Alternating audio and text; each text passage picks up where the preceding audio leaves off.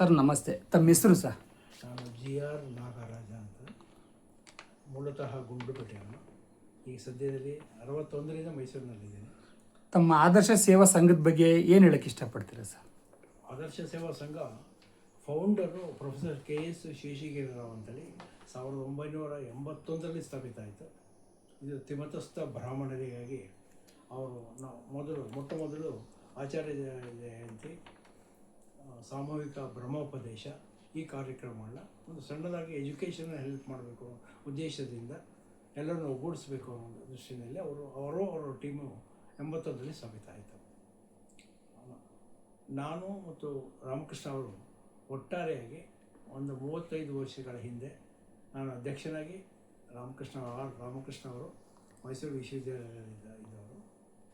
ನಾವಿಬ್ಬರು ಕೂಡ ಅಧ್ಯಕ್ಷ ಮತ್ತು ಕಾರ್ಯದರ್ಶಿಯಾಗಿ ಕಳೆದ 35 ಸತತವಾಗಿ ಕೆಲಸ ಮಾಡ್ತಾ ಇದ್ದೀವಿ. ಅಣ್ಣ ತಮ್ಮಂದಿರ ಥರ ಈ ಕೆಲಸ ಮಾಡ್ಕೊಂಡು ಬರ್ತಾ ಇದ್ದೀವಿ. ಭ್ರಾತೃತ್ವ ಭಾಳ ಚೆನ್ನಾಗಿ ಬೇಸಿಕೊಂಡಿದೆ.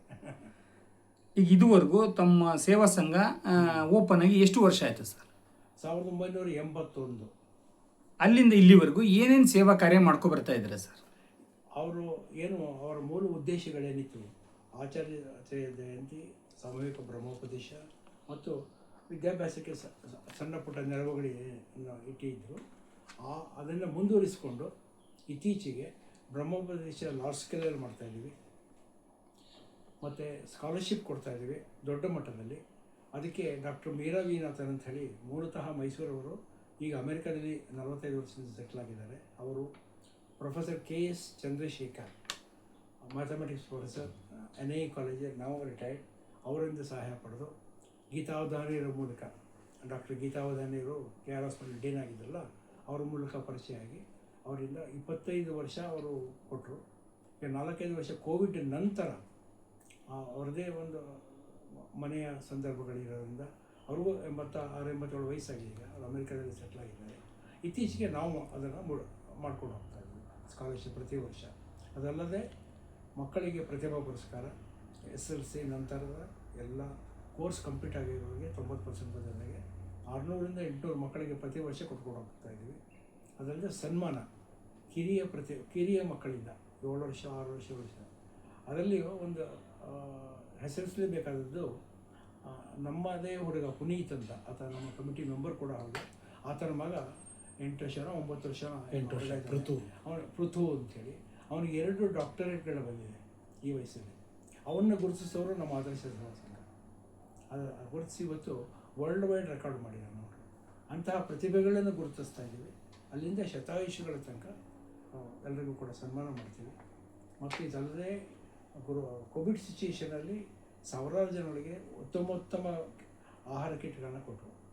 4,000ಕ್ಕಿಂತ ಹೆಚ್ಚಾಗಿ ಮೈಸೂರು ಸಿಟಿ ಮತ್ತು ನನ್ನೂರು ಗುಂಡ್ಲುಪೇಟೆ ಅಲ್ಲಿ 2 ಕಡೆ ಡಿಸ್ಟ್ರಿಬ್ಯೂಟ್ ಮಾಡೋದು. ಇದಲ್ಲದೆ ಕೌನ್ಸಿಲಿಂಗ್ ಸೆಂಟರ್ಸ್ಗಳಿವೆ, ನಮ್ಮಲ್ಲಿ ಮ್ಯಾರೇಜ್ ಕೌನ್ಸಿಲಿಂಗ್ ಸೆಂಟರ್ಸ್ಗಳು ಮಾಡಿಕೊಂಡು ಎಲ್ಲಿ ಇದೆ. ಇದು ಅನೇಕ ಸಕ್ಸಸ್ಗಳನ್ನ ಕಂಡಿದ್ದೀವಿ ಅದರಲ್ಲಿ. ಈಗ ತಾವು ಗುಂಡ್ಲುಪೇಟೆ ಅಂತ ಹೇಳಿದ್ರಿ, ಮೈಸೂರಿಗೂ ಎರಡಕ್ಕೂ ಏನು ಅವಿನವ ಸಂಬಂಧ ಇದೆ ಸರ್? ನನ್ನ ಊರದು, ನಾನು ಅಲ್ಲಿ ಮಿಡ್ಲ್ ಸೆಕ್ಷನ್ ತನಕ ಗುಂಡ್ಲುಪೇಟೆಗೆ ಓದೋದು. ನಂತರ ಮೈಸೂರಿಗೆ ಬಂದೆ ವಿದ್ಯಾಭ್ಯಾಸಕ್ಕೆ. ನಂತರ ಬ್ಯಾಂಕಲ್ಲಿ ಸೇರಿದೆ, ಸ್ಟೇಟ್ ಬ್ಯಾಂಕ್ ಆಫ್ ಮೈಸೂರಿನಲ್ಲಿ ಕೆಲಸ ಮಾಡ್ತಾಯಿದ್ದೆ. 2001ರಲ್ಲಿ ಗೋಲ್ಡನ್ ಹ್ಯಾಂಡ್ ಶೇಕ್ ಸ್ಕೀಮ್ ಅಂತ ಹೇಳಿ ಒಂದು VR ಸ್ಕೀಮ್ ಬಂತು. ಆ ಸ್ಕೀಮಲ್ಲಿ ಹೊರಗಡೆ ಬಂದು ಈ ಸಂಘವನ್ನು ಇದಕ್ಕೆ ಜಾಯಿನ್ ಆಗಿ. ಈಗ ತಾವು ರಿಟೈರ್ಡ್ ಆದಮೇಲೆ ತಮಗೆ ಅದೇನು ಆಕಾಂಕ್ಷೆಗಳಿರುತ್ತೆ, ನಾನು ಈ ಥರ ಇರಬೇಕು, ಸೆಟ್ಲ್ ಆಗಬೇಕು ಅಂತೇಳಿ. ಬಟ್ ಇದೇ ರೀತಿ ಒಂದು ಸಮಾಜಮುಖಿ ಕಾರ್ಯಕ್ರಮ ಮಾಡಬೇಕು, ಒಂದು ಸಂಘ ಮಾಡಬೇಕಂತ ಯಾಕೆ ಅಂದ್ಕೊಂಡ್ರಿ ಸರ್ ತಾವು? ನಾನು ಓದಿರೋದು SSLC ಕೂಡ 3ನೇ ಸಲ ಪಾಸ್ ಮಾಡಿದೆ. ಮುಂದೆ ಪಾಸ್ ಮಾಡಿ ಮುಂದೆ ಏನಾಗಬೇಕು ಅಂದಾಗ 20 ರೂಪಾಯಿ ನನಗೆ ತಿಂಗಳಿಗೆ ಬೇಕಾಗಿತ್ತು PUC ಮಾಡಿ ಮುಂದಿನ ವಿದ್ಯಾಭ್ಯಾಸಕ್ಕೋಸ್ಕರ. ಅದಕ್ಕೆ ಕೊರತೆ ಇತ್ತು. ವಿದ್ಯಾಭ್ಯಾಸವನ್ನು ಮೊಟಕಾಯ್ತು ನನಗೆ. ಯಾರೋ ಪುಣ್ಯಾತ್ಮರು ನನಗೆ MN ಶಿವಸ್ವಾಮಿಯವರು ಅಂಥೇಳಿ ಕರೆದು ಕೆಲಸ ಕೊಟ್ಟರು. 50 ಪೈಸೆ ಖರ್ಚಾಗಿಲ್ಲ. ಅವರು ನನಗೆ ಹೇಳಿದ್ರು, ನೋಡಪ್ಪ, ವಿದ್ಯಾಭ್ಯಾಸ ನಿನಗಿಲ್ಲ, ನಿನಗೆ ಎಷ್ಟು ಸಾಧ್ಯವಾಗುತ್ತೋ ಅಷ್ಟು ವಿದ್ಯಾಭ್ಯಾಸಕ್ಕೆ ಹೆಲ್ಪ್ ಮಾಡು ನೀನಿರೋ ತನಕ. ನನಗೆ ಒಂದೇ ₹1 ಖರ್ಚಾಗಿಲ್ಲ. ನಾನು ನಿಮಗೇನು ಕೊಡಬೇಕು ಅಂತ ಕೇಳಿದಾಗ, ಸಮಾಜಕ್ಕೆ ಇದನ್ನು ಕೊಡೋದು ನಿಮ್ಮ ಕೈಲಾದಾಗ, ವಿದ್ಯಾಭ್ಯಾಸಕ್ಕೆ ಸರಿಯಾದ ಜೆನ್ಯೂನ್ ರೀಸನ್ ಇದೆ, ಇಲ್ಲ ಅಂತ ಹೇಳಬೇಡ, ಮಾಡಿಕೊಡು, ಇಷ್ಟೇ ನಿನ್ನಿಂದ ನಾನು ಬಯಸೋದು ಅಂತ ಹೇಳಿದ್ರು. ಒಂದು ಕಡೆ ಸಮಾಜ ಸೇವೆ, ಒಂದು ಕಡೆ ಫ್ಯಾಮಿಲಿ, ಎರಡು ಹೇಗೆ ನಿಭಾಯಿಸ್ತಾ ಇದ್ದಾರೆ ಸರ್? ಮನಸ್ಸಿದ್ದರೆ ಮಾರ್ಗ. ನಾನು ಸಮಾಜ ಸೇವೆ, ಫ್ಯಾಮಿಲಿ, ನನ್ನ ಸೋಷಿಯಲ್ ವರ್ಕು, ನನ್ನ ಎಂಟರ್ಟೈನ್ಮೆಂಟು, ನನ್ನ ಅನಾರೋಗ್ಯವನ್ನು ಕಾಪಾಡ್ಕೊಳ್ಳೋದು, ಸುತ್ತಾಟ, ಓದುವಿಕೆ, ಎಲ್ಲದಕ್ಕೂ ಕೂಡ ಟೈಮ್ ಅಲೋಕೇಶನ್ ಮಾಡ್ಕೊಂಡಿದ್ದೀನಿ. ನನಗೆ 24 ಗಂಟೆ ಸಾಕಾಗುತ್ತೆ, ಕೆಲವು ಸಮಯ ಸಾಕಾಗದೇನೋ ಹೋಗಬಹುದು. ದೇವರು ಸುದೀರ್ಘವಾದ ಒಂದು ಆಯಸ್ಸನ್ನು ಕೊಟ್ಟಿದ್ದಾನೆ, ಮಾಡ್ತಾಯಿದ್ದೀನಿ, ಎಲ್ಲೂ ಕೊರತೆ ಕಾಣ್ತಾ ಇಲ್ಲ ನನಗೆ. ಈಗ ಬರೀ ಮೈಸೂರಿಗೆ ಮಾತ್ರ ಸೀಮಿತ ಮಾಡಿದ್ದೀರಾ ಈ ಬಡ ಬ್ರಾಹ್ಮಣ ಮಕ್ಕಳಿಗೆ ಪ್ರತಿಭಾ ಪುರಸ್ಕಾರ, ಇಲ್ಲ ಇನ್ನು ಮುಂದೆ ಏನಾದ್ರು ಬೇರೆ ಬೇರೆ ಜಿಲ್ಲೆಗೂ ಪ್ರಸಾರ ಮಾಡ್ತಿದ್ದೀರಾ ಅಂತ? ಪ್ರತಿಭಾ ಪುರಸ್ಕಾರ ಆಲ್ ಓವರ್ ದ ಕಂಟ್ರಿ ಎಲ್ಲೇ ಇರಬಹುದು. ಆ ಮಕ್ಕಳಿಗೆ ಆ ಪರ್ಸೆಂಟೇಜ್ ಬಂದಿದ್ದರೆ 90% ಎಬೋ ಬಂದಿದ್ದರೆ ಅವರು ಸದಸ್ಯರಾಗಬೇಕು ಅಂತ ಇತ್ತೀಚೆಗೆ ನಾವು ಕೇಳ್ಕೊಳ್ತಾ ಇದ್ದೀವಿ. ಯಾಕೆಂದರೆ ಇದುವರೆಗೆ 10,000 ಮಕ್ಕಳಿಗೆ ಪ್ರತಿಭಾ ಪುರಸ್ಕಾರ ಮತ್ತು ಸ್ಕಾಲರ್ಶಿಪ್ ಕೊಟ್ಟಿದ್ದೀವಿ ಕಳೆದ 25 ವರ್ಷದಲ್ಲಿ. ನಮಗೆ ರೆಸ್ಪಾನ್ಸ್ ಬಂದಿರೋದು 4 ಮಕ್ಕಳಿಂದ. ಅದೊಂದು ದುಃಖ ಇದೆ. ಯಾಕೆಂದರೆ ಸಮಾಜ ಬೆಳಿಬೇಕು, ನಮ್ಮವ್ರು ಬೆಳಿಬೇಕು, ಅವರು ಈಗ ಮದುವೆ ಅವ್ರಿಗೆ ಎಜುಕೇಷನ್ ಆದ ತಕ್ಷಣ ಒಂದು ಕೆಲಸ ಸಿಗುತ್ತೆ, ಕೆಲಸ ಸಿಕ್ಕ ಒಂದು ಕಾರ್ ತೊಗೊಳ್ತಾರೆ, ಒಳ್ಳೆ ಕಾರು, ಮದುವೆ ಮಾಡ್ಕೊಳ್ತಾರೆ, ಮನೆ ಮಾಡ್ಕೊಳ್ತಾರೆ. ಬಟ್ ಈಗ ನಮ್ಮನ್ನು ಮರ್ತಿರ್ತಾರೆ. ಇದಾಗಬಾರ್ದು ಅನ್ನೋ ಒಂದು ಕೊರತೆ ನನ್ನಲ್ಲಿ ಈಗ. ಹಾಗಾಗಿ ಇತ್ತೀಚೆಗೆ ಸದಸ್ಯರು ಅಂತ ಮಾಡಿದಾಗ ಅವ್ರದ್ದು ಮುಂದಿನ ಫಾರ್ವರ್ಡ್ ಅಡ್ರೆಸ್ಸಸ್ ಏನಿದೆ ಅದು ನಮ್ಮ ಹತ್ರ ಸಿಕ್ಕಿರುತ್ತೆ. ಈಗ ಅವ್ರು ಕಾಂಟ್ಯಾಕ್ಟ್ ಮಾಡಿ ಈಗ ಅದನ್ನು ಬೆಳೆಸಿ ಈ ಸಂಘ ಎಂದೆಂದಿಗೂ ಉಳ್ಕೊಂಡು ನಿರಂತರವಾಗಿ ನಡ್ಕೊಂಡು ಹೋಗಬೇಕು ಅನ್ನೋಕ್ಕೆ ಒಂದು ಪ್ಲ್ಯಾನ್ ಮಾಡ್ತಾ ಇದ್ದೀವಿ. ಮಕ್ಕಳಿಗೆ ಏನು ಹೇಳೋಕ್ಕೆ ಇಷ್ಟಪಡ್ತೀರಾ ಸರ್? ಮಕ್ಕಳಿಗೆ ವಿದ್ಯಾಭ್ಯಾಸ ಸಿಗ್ತಾ ಇದೆ. ಈಗ ನೀವೆಲ್ಲ ಬುದ್ಧಿವಂತರಿದ್ದೀರಾ, ಮಕ್ಕಳು ಭಾಳಷ್ಟು ವಿಷಯಗಳನ್ನು ತಿಳ್ಕೊಂಡಿದ್ದೀರಾ, ಒಳ್ಳೊಳ್ಳೆ ಕೆಲಸಗಳು ಸಿಗ್ತಾ ಇದೆ, ಕೈ ತುಂಬ ಸಂಬಳ ಬರ್ತಾ ಇದೆ, ಸಮಾಜಕ್ಕೆ ನೆರವಾಗಿ. ನಿಮಗೆ ನಡೆದು ಬಂದ ದಾರಿಯನ್ನು ಹಿಂತಿರುಗಿ ನೋಡಿ, ಸಹಾಯ ಮಾಡಿ. ನಿಮ್ಮ ಜೀವನದಲ್ಲಿ ಒಂದು 2 ಮಕ್ಕಳಿಗೆ ವಿದ್ಯಾಭ್ಯಾಸ ಕೊಡಿಸಿ ಅಂತ ನಾನು ಕೇಳ್ಕೊಳ್ಳೋಕ್ಕೆ ಇಷ್ಟಪಡ್ತೇನೆ. ಅವರಿಗೆ ಏನು 7ನೇ ತಾರೀಕು ಸ್ಕಾಲರ್ಶಿಪ್ ಡಿಸ್ಟ್ರಿಬ್ಯೂಟ್ ಮಾಡ್ತಾಯಿದ್ವಿ. ಅದು ಈ ವರ್ಷ SSLC ಪಾಸಾದ ಮಕ್ಕಳಿಗೆ ಮಾತ್ರ ಸೀಮಿತವಾಗಿದೆ, ಫಸ್ಟ್ PUC ಓದ್ತಾ ಇರೋರಿಗೆ. ಅದೇನು ಕಾರಣ ಅಂತ ಹೇಳಿದ್ರೆ 50 ಮಕ್ಕಳಲ್ಲಿ ಅವರಿಗೆ ಒಂದು 5,000 ರೂಪೀಸ್ ಅಂತೆ ಮಕ್ಕಳಿಗೆ ಕೊಡ್ತಾ ಇದ್ದೀವಿ. ಅದಲ್ಲದೆ ಒಂದು ಟೆಸ್ಟ್ ಕಂಡಕ್ಟ್ ಮಾಡ್ತೀವಿ, ಕಾಂಪಿಟೇಟಿವ್ ಟೆಸ್ಟ್ ಕಂಡಕ್ಟ್ ಮಾಡಿ 40ರಿಂದ 50 ಮಕ್ಕಳು ಅಥವಾ ಇನ್ನೂ ಸ್ವಲ್ಪ ಜಾಸ್ತಿ ಆಗ್ಬೋದು, ಯಾರು ಡಿಸರ್ವಿಂಗ್ ಇದ್ದಾರೆ ಅವರಿಗೆ ಮುಂದಿನ ಅವರು ಎಲ್ಲಿ ತನಕ ಬೇಕಾದ್ರೂ ಓದ್ಬೋದು. ಪ್ರತಿ ವರ್ಷ ಒಂದು ಗ್ಯಾರಂಟೀಡ್ ಅಮೌಂಟ್ 60,000 75,000 ಏನಾಗುತ್ತೆ ನೋಡ್ಕೊಂಡು ಅಷ್ಟು ಅಮೌಂಟನ್ನು ನಾವು ಕೊಡ್ತೀವಿ, ಸಬ್ಜೆಕ್ಟ್ ಟು ಪರ್ಫಾರ್ಮ್. ಎಷ್ಟು ಮಕ್ಕಳಿಗೆ ಸರ್ ಅದು? ಒಂದು 50ರಿಂದ 60 ಮಕ್ಕಳಿಗೆ ಕೊಡಬೇಕು. 60 ಮಕ್ಕಳಿಗೂ ಕೂಡ ಕೊಡ್ತೀರಾ? 60 ಮಕ್ಕಳಲ್ಲಿ ಒಂದು ಕಾಂಪಿಟೇಷನ್ ಮಾಡಿ ಎಷ್ಟು ಮಕ್ಕಳು ಅದಕ್ಕೆ ಉತ್ತೀರ್ಣ ಆಗಬೇಕು? 60 ಮಕ್ಕಳ ತನಕ ಕೊಡೋದಕ್ಕೆ ಒಂದು ಪ್ಲ್ಯಾನ್ ಮಾಡ್ಕೊಂಡಿದ್ದೀವಿ. ಜಾಸ್ತಿ ಬಂದರೂ ಇದು ಕೊಡ್ತೀವಿ. 60 ಮಕ್ಕಳ ತನಕ ನಾವು ಅವ್ರದ್ದು ಎಂಟೈರ್ ಎಜುಕೇಷನಲ್ ಎಕ್ಸ್ಪೆನ್ಸಸ್ಸಲ್ಲಿ ಅಷ್ಟು ಕೊಡೋಕ್ಕಾಗ 2 ಲಕ್ಷ ಇರ್ಬೋದು, ಕೊಡೋಕ್ಕಾಗಲ್ಲ. ಒಂದು 75,000 ತನಕ ನಮ್ಮದು ಗ್ಯಾರಂಟಿಡ್ ಅಮೌಂಟ್ ಇದೆ. You can depend upon us. Complete ನಿಮ್ಮ ಕೋರ್ಸ್ ಕಂಪ್ಲೀಟ್ ಆಗೋ ತನಕ ಹೋಗೋಣ ಅಂತ ಒಂದು ಸ್ಕೀಮ್ ಮಾಡ್ತಾ ಇದ್ದೀವಿ. ಹೊಸ ಸ್ಕೀಮ್ ಅದು ಈ ಸರ್.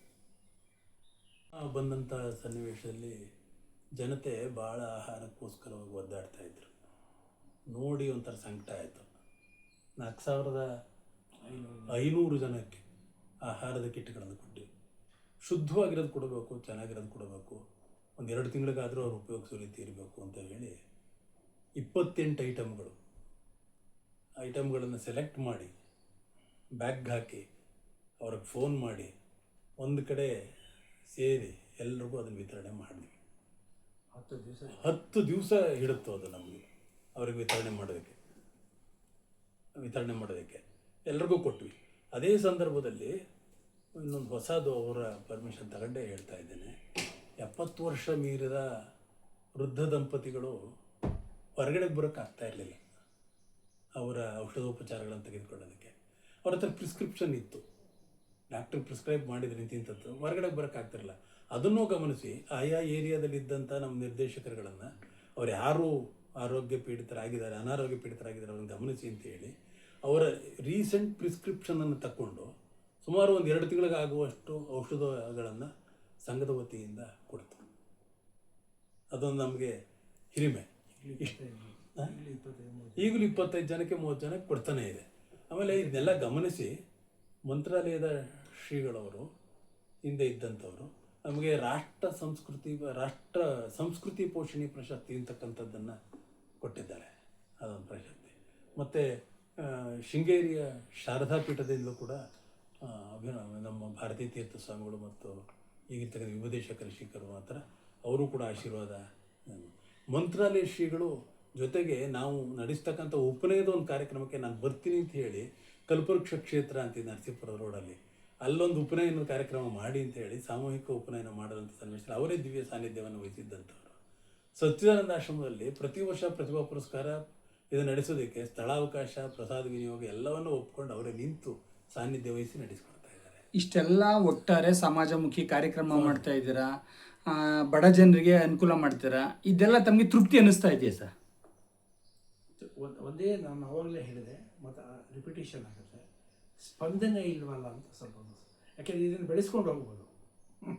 ಬೆಳೆಸ್ಕೊಂಡು ಹೋಗ್ಬೇಕಾದ್ರೆ ಇದು ಇನ್ನೂ 10 ವರ್ಷಗಳು 50-60 ವರ್ಷಗಳು ಕೆಲವು ದಶಕಗಳು ಇರಲಿ ಅನ್ನೋದು ಮನಸ್ಸಿನಲ್ಲಿದೆ. ಆ ಕಡೆ ಸ್ಪಂದನೆ ಆದರೆ ತಾವಿನ್ನೂ ಕೆಲಸ ಮಾಡೋಕ್ಕೆ ಉತ್ತೇಜನ ಸಿಗುತ್ತೆ. ಅಷ್ಟೇ ಬೇಕಾಗಿದೆ. ಅದಕ್ಕೆ ಇನ್ನೊಂದು ಪ್ಲ್ಯಾನ್ ಮಾಡಿದೆ. ಈಗ ಯೋಚನೆ ಏನು ಅಂತಂತಂದರೆ ಅವ್ರದ್ದೊಂದು ಅಲುಮ್ನಿ ಮಾಡೋಣ ಅಂತ, ಆದರ್ಶ ಸೇವಾ ಸಂಘದ ಒಂದು ಅಲುಮ್ನಿ ಮಾಡಿ ಇದುವರೆಗೆ ಯಾರ್ಯಾರು ಪ್ರತಿಭಾ ಪುರಸ್ಕಾರ, ವಿದ್ಯಾರ್ಥಿ ವೇತನ, ಅಭಿನಂದನೆ ಸ್ವೀಕರಿಸಿದ್ದಾರೆ ಅವ್ರದ್ದೆಲ್ಲ ನಮ್ಮ ಹತ್ರ ಸಾಕಷ್ಟು ವಿಳಾಸಗಳೆಲ್ಲ ಇರೋದ್ರಿಂದ ಕರೆಸ್ಪಾಂಡೆಂಟ್ ಮಾಡಿ ನಮ್ಮ ನಡೀತಾ ಕಾರ್ಯಕ್ರಮಗಳನ್ನೆಲ್ಲ ಅವ್ರ ಗಮನಕ್ಕೂ ತಂದು, ಈಗ ನಾವು ಆಲ್ಮೋಸ್ಟ್ ಎಲ್ಲ ವೆಬ್ಸೈಟ್ ಕ್ರಿಯೇಟ್ ಮಾಡಿದ್ದೀವಿ, ಆಮೇಲೆ ಎಲ್ಲ ಕಂಪ್ಯೂಟರೈಸೇಷನ್ ಆಗಿದೆ ಸದಸ್ಯದ್ದು, ಇದ್ರದ್ದು ಮಾಡಿ ಅವ್ರ ವಿಚಾರಗಳನ್ನು ತಿಳಿಸಿದ್ರೆ ಬಹುಶಃ ಇರೋ ಜಾಗಗಳಲ್ಲಿ ಅದಕ್ಕೊಂದು ಸ್ಪಂದಿಸ್ತಕ್ಕಂಥದ್ದು ಆಗ್ಬೋದೇನೋ ಅಂತ ಒಂದು ಪ್ಲ್ಯಾನ್ ಕೂಡ ನಮ್ಮಲ್ಲಿದೆ.